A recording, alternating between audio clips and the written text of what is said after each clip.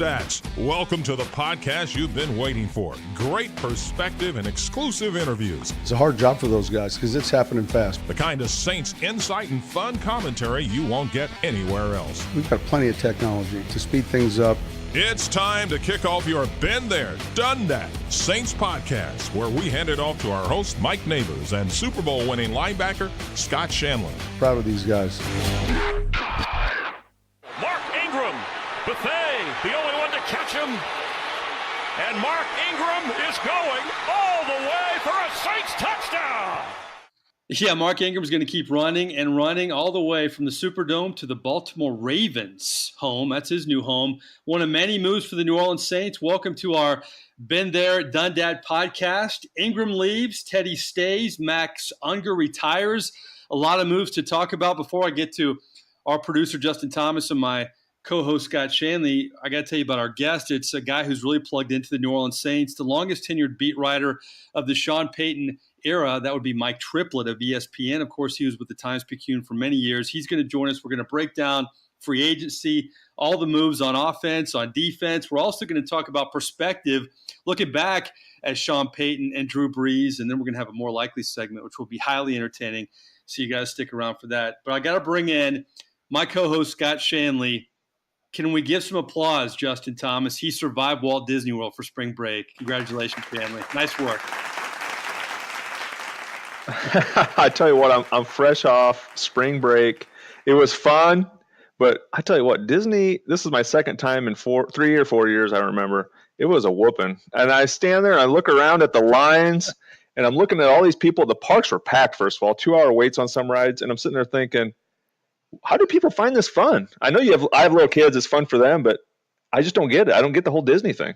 What was worse, Millsaps or Disney at its pinnacle this week? Oh, nothing will ever beat Millsaps. But I'll tell you what, there were times in those lines where I thought there's got to be something better than this to do on spring break. Justin Thomas, our producer, do you have a favorite Disney ride at all? It's been years since I've been. You know what? That's a good one. Space Mountain, I really liked. It's kind of cliche, but that was a big one for me when I was younger. Space Mountain rules. You know, one time I took my daughter there and our family, and she just turned 12.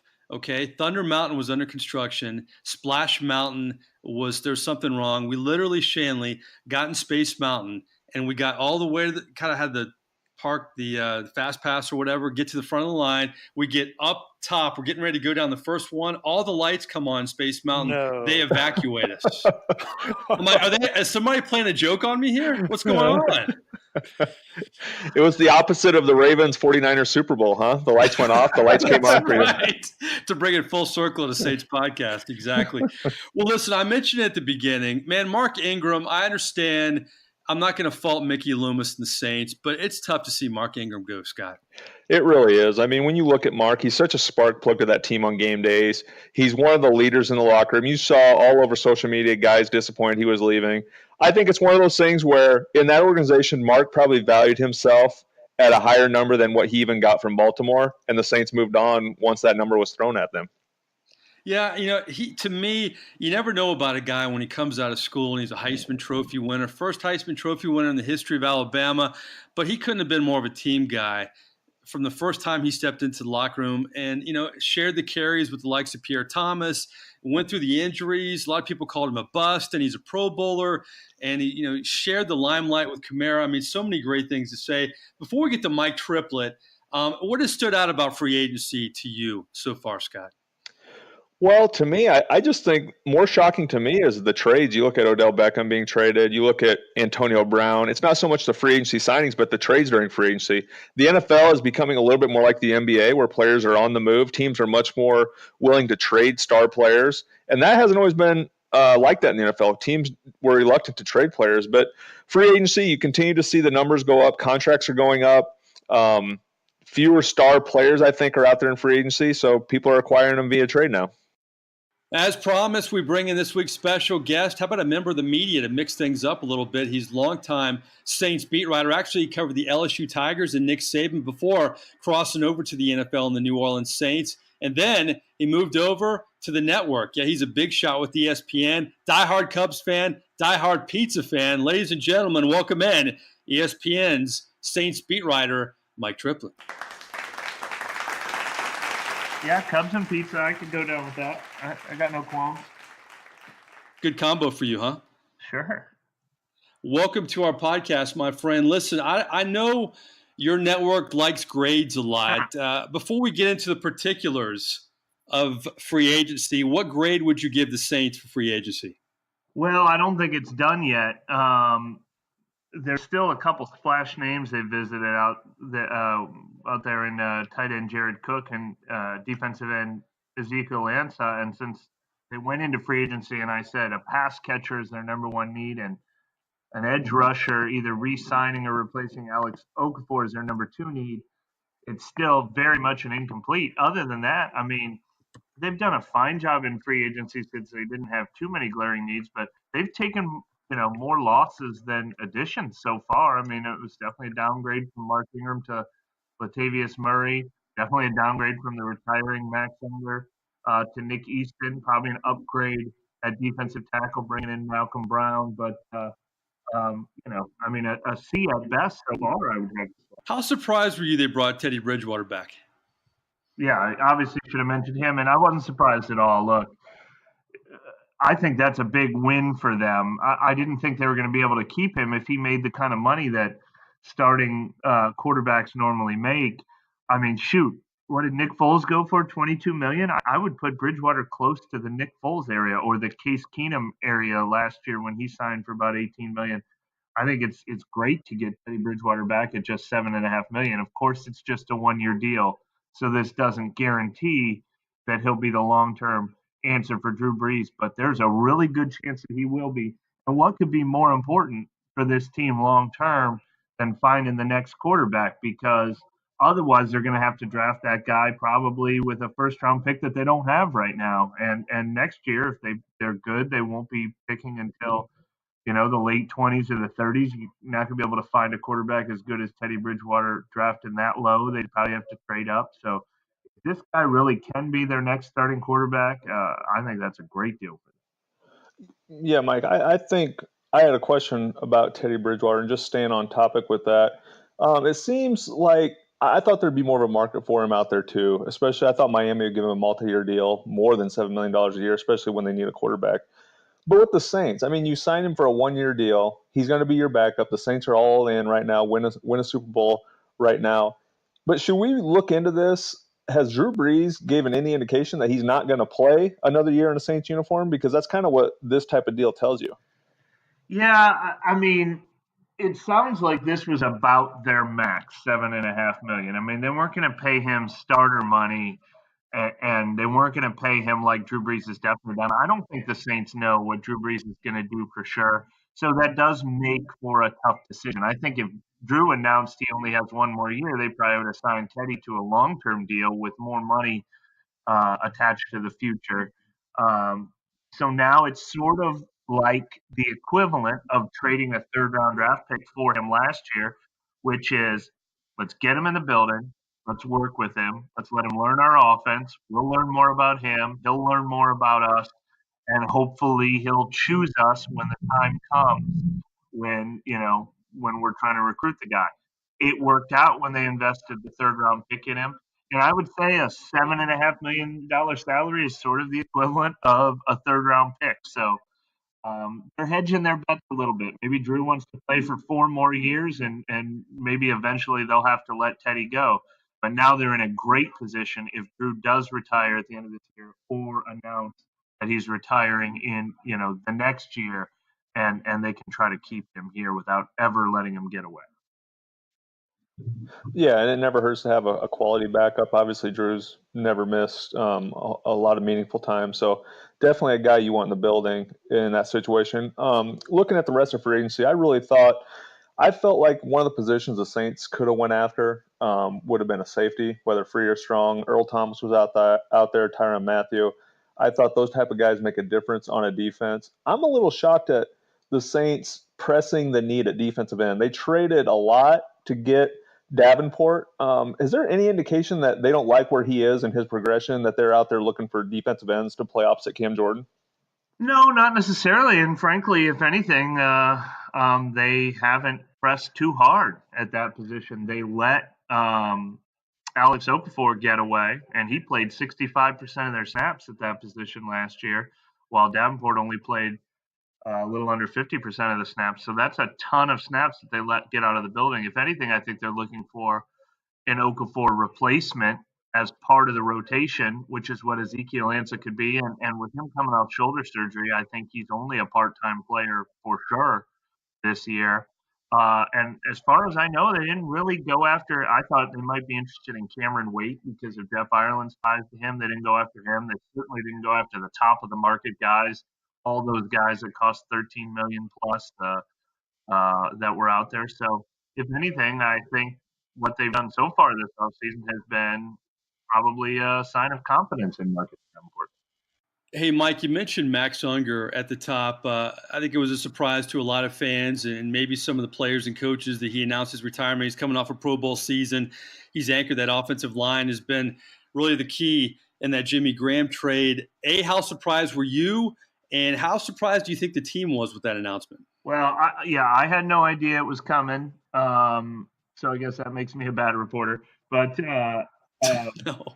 I think the team at least knew. We just talked to Max Unger in a conference call, and he said he had been talking to them for about a month or so and definitely had given them the indication that it was likely well before the start of free agency. So they had time to prepare for it. They didn't just find out, 5 days into free agency like the rest of us did.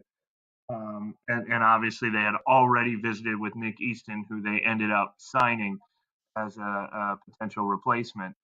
But I don't know that. I mean, I don't think they knew that in January that it was going to happen. I do think they know. He said that he had been dealing with a lower body injury that had really required a lot of maintenance and had been kind of nagging at him for a while.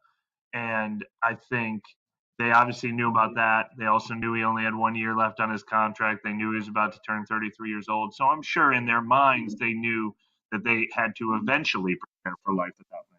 When you look at the running back position and you have Mark Ingram leaving, you know how popular he was in that locker room and what he did for Alvin Kamara. But then you get Latavius Murray coming in. I think he's intriguing on a lot of levels. I think some people will say, maybe not an even trade, but that's a pretty good pickup for this football team potentially. How do you see him working with Kamara and working within this offense? Yeah, that's obviously a really tough one, though, because Mark Ingram checks every intangible box. I mean, he's such a good mentor and friend to Alvin Kamara. He's best friends with Cameron Jordan, who's one of the most important players on the team. Even guys who had just been here for a year or two called him the heart and soul of the locker room. That's not easy to replace. And I think it really ended up being a big disappointment even for a lot of those guys when the money seemed so close in the end. I think the Saints let Ingram get away because he was asking originally for a lot more money, and they didn't think they were going to get close to what he was asking for. And then the market ended up only giving him $5 million a year. Maybe if they had waited longer, they would have been able to get together. So that's a little disappointing. But if they wanted to go a little cheaper at the position, I think Latavius Murray is a nice fallback option. He seems to fit the criteria as another guy who's a good number two, a guy who could be an every down back if needed because of injury, the guy who's good in the short yardage, especially good near the goal line.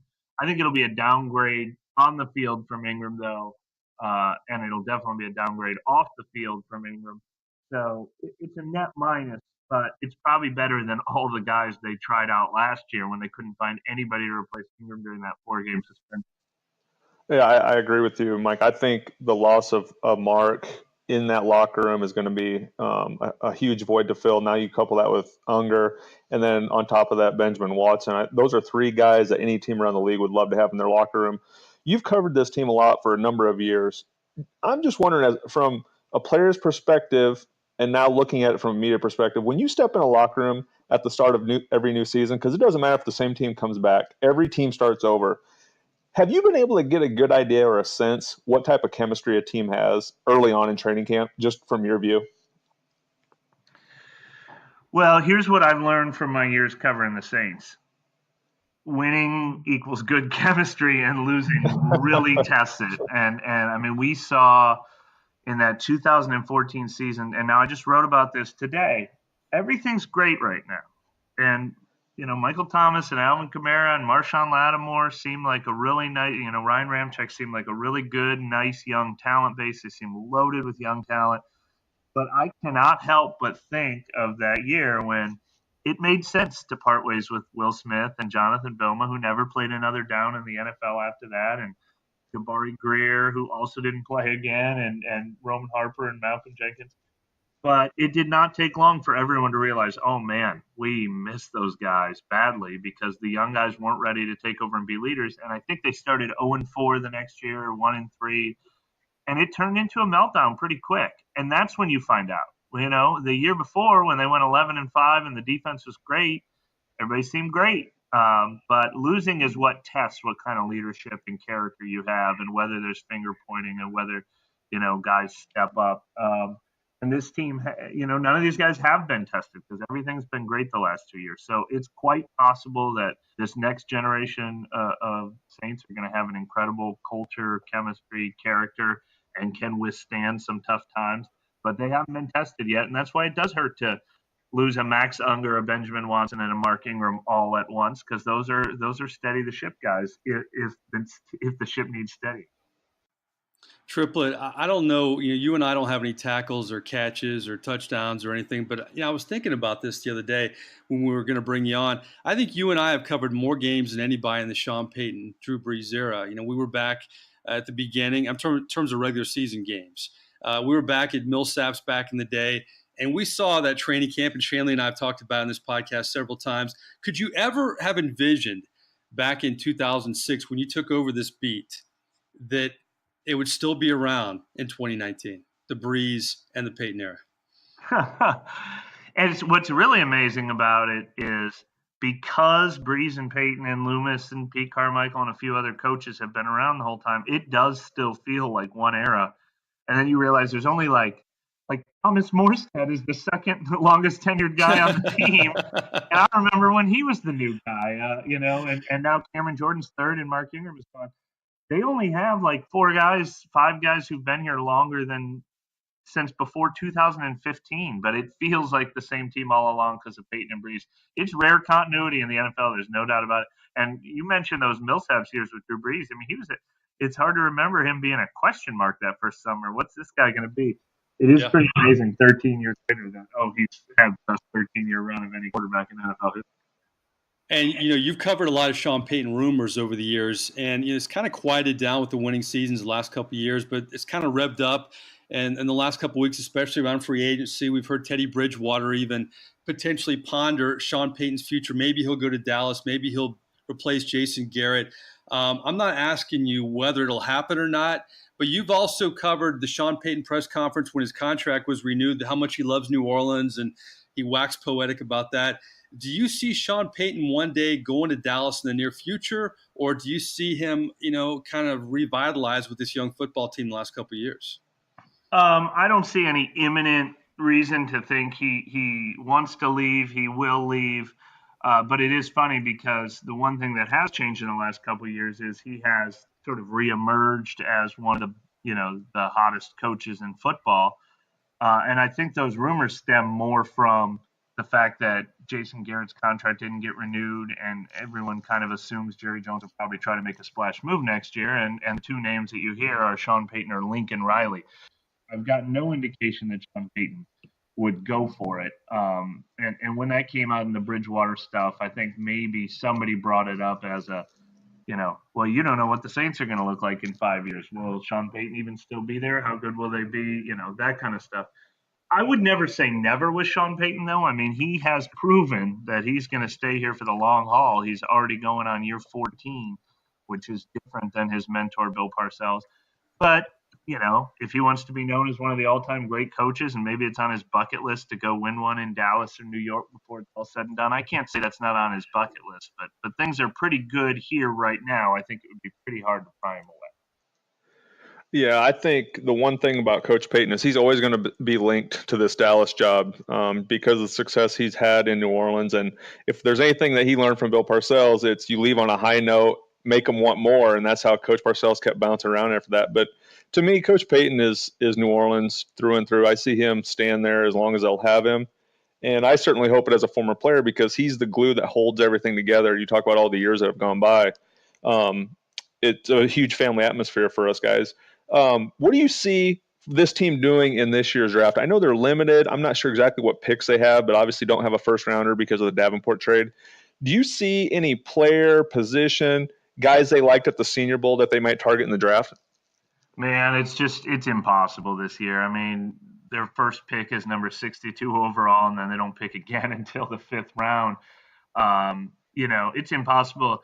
There's a few years where you really know who they're going to target early in the first round. I always think of the Malcolm Jenkins year where starting in January, we all said the Saints were going to draft Malcolm Jenkins, and they drafted Malcolm Jenkins. But usually it's really tough to predict. This year it's impossible to predict. The one thing, and it's funny, this was before Unger announced his retirement, the one position I kept writing that I think they need to look at in the draft is the offensive line in general, because there are 5 starters and now 4 starters are among the best in the NFL. But you do have to think long-term at that position with Unger getting older and now retired. Teron Armstead's had the injury history. Andrus Peat is a free agent at the end of this year. Larry Warford's a free agent at the end of next year. I think it'll be important for them to get some offensive linemen in the building to start developing the future.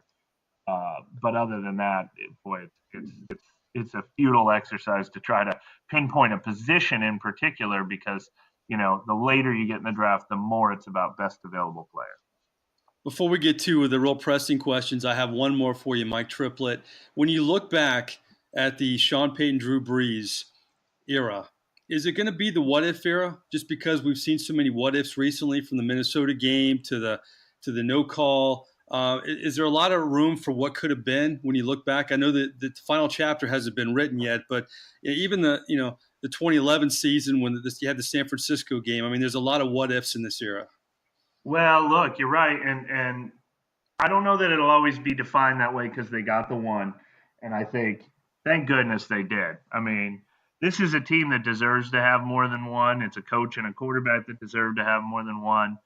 But thank goodness they did get that one because otherwise, you're right. They'd be the best team that never won one. They'd be the ultimate what-if team.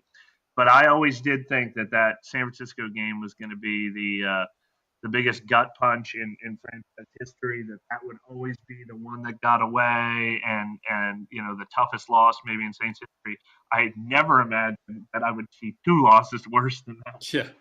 Well, for my partner, that still stings quite a bit. But you know what doesn't sting? Mike Triplett, welcome to the segment that every guest really savors. Justin, our producer, you know what time it is.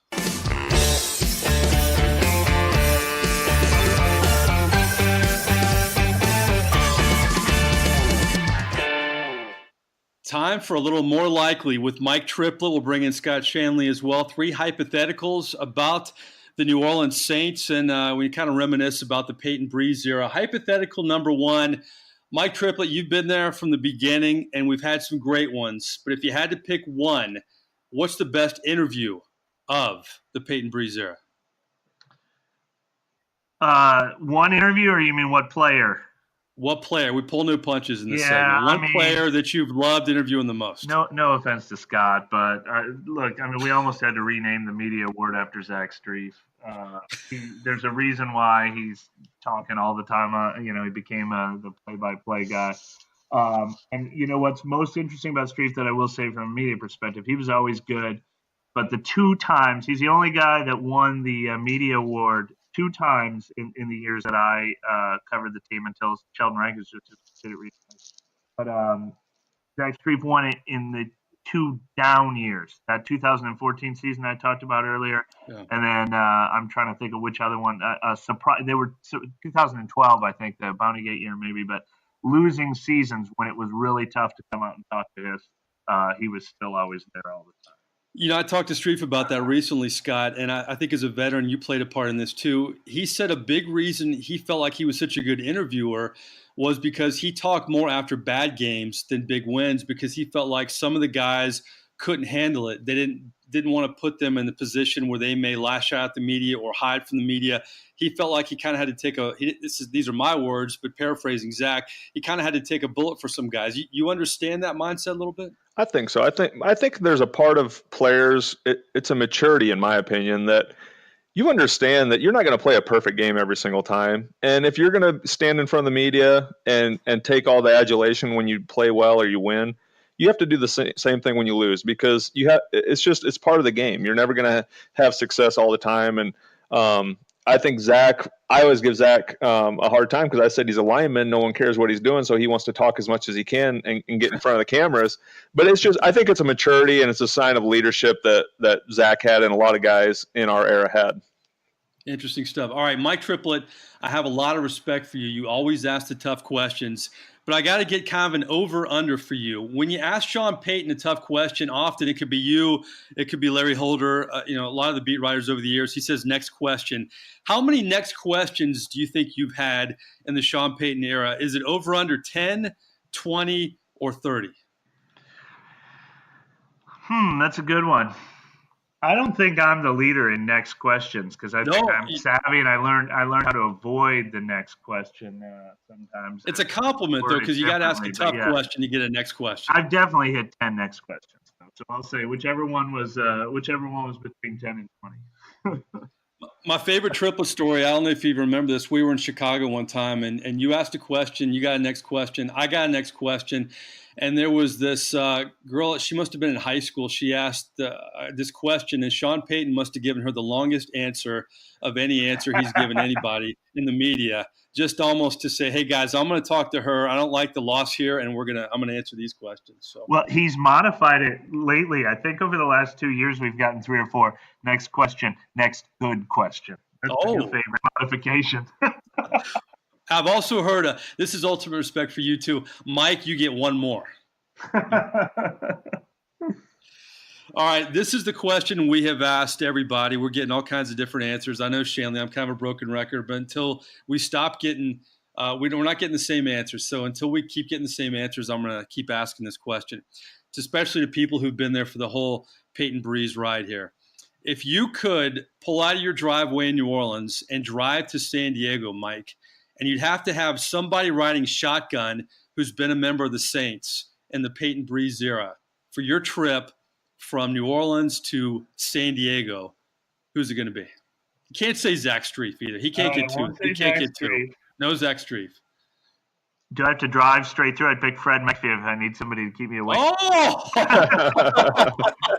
Need that energy to keep me awake. Play the music the whole time. I'll go with another guy that could have been my answer for the other one. I'll go with Deuce. From the guys who were like star caliber players, and you could say this about Drew Brees too. He's great from a guy who could have a super big head. But man, Deuce, I started covering the team in 2005. Speaking of a tough year, Deuce has always been one of my favorite guys from when I was young on the beat and new on the beat, and he was really good to me. And now, still talking to him with his knowledge of the game. Haven't been around this team the whole time. So I'll give Deuce McAllister some love. Shanle, he said Fred McAfee. You kind of like that answer, don't you? I tell you what, Fred, if you know Fred McAfee, he's going to pop up here in a lot. Fred McAfee might end this segment for us, Mike, if we keep asking the same question. Yeah. McAfee's been popular, Triple. That's like the third McAfee reference. We've only had 5 podcasts, so I may have to end this question. Well, listen, my friend, I know you're busy. Free agency's crazy if you're a beat writer in the NFL, but, man, you've been a good friend. Have a lot of respect for you. I know the coaches and players do as well. Thanks for taking the time. Much appreciated. Well, look, I'm happy to do it. I'm always happy to say yes to you and Scott as well. And you were asking a lot of these media questions. Scott knows that he's right up there because I've continued to abuse him for years after he stopped playing. And he was also a winner of that media award. So you guys can call me anytime. Appreciate it, Mike. Thank you, guys. Thanks, Mike. Go get some pizza. Mike Triplett, great guy. I've really enjoyed working alongside him the past 13 years. It's been quite a run in the Sean Payton, Drew Brees era. All right, before we say goodbye, it's time, well, for a little Lagniappe.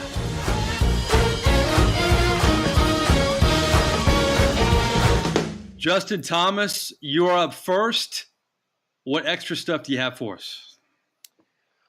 I am shocked, but also fully believe now in Fitz magic. This guy, again, has found his way to another team. I don't know how he does it. Cha-ching.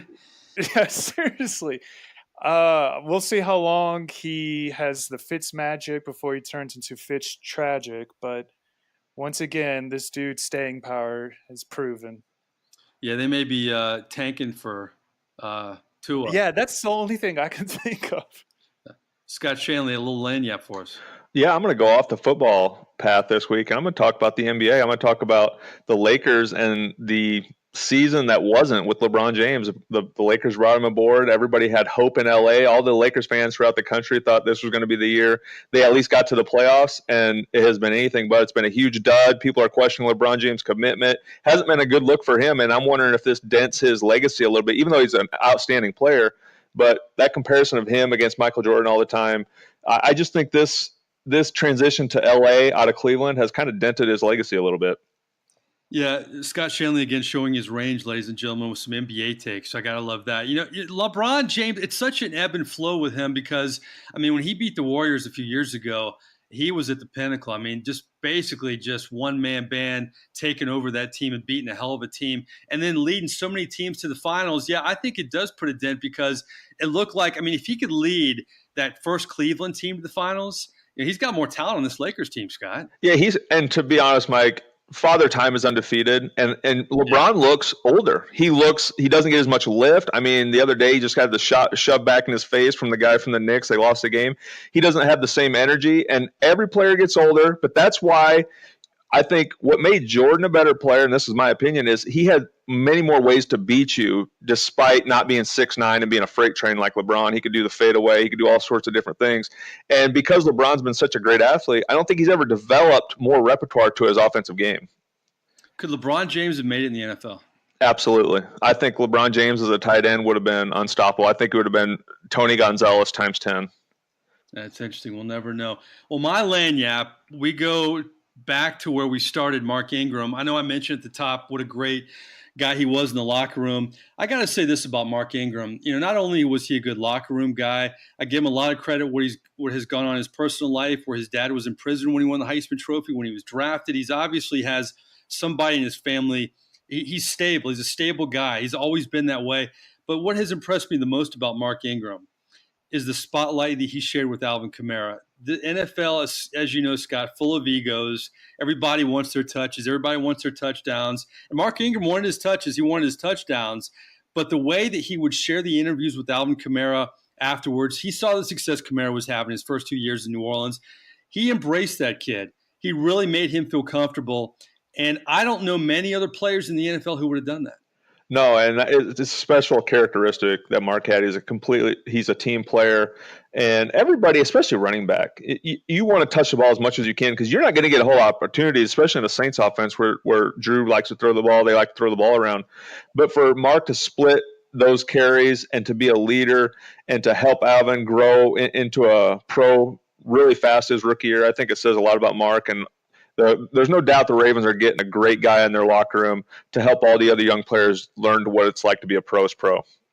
You know, we had Deuce McAllister on an earlier podcast, and he was talking about how, you know, Ricky Williams wasn't really good to him when he came into the league and that he wanted to be better to Reggie, but he also, you know, wanted to beat out Reggie. But that just shows to me how good Mark Ingram was in so many ways as a New Orleans Saint. And I'll say this, too. I do a lot of post-game shows for CST. Have a lot of tough losses in those post-game shows. Win or lose, Mark Ingram, you always talked, and I eternally will appreciate that about you. Well, that wraps up another Been There, Done Dat podcast. I'd like to thank our producer, Justin Thomas, my great co-host, Scott Shanle. He survived Disney. He'll be much more refreshed next time around. Check us out on iTunes, Podbean, Stitcher, and Google, and we will see you again next week.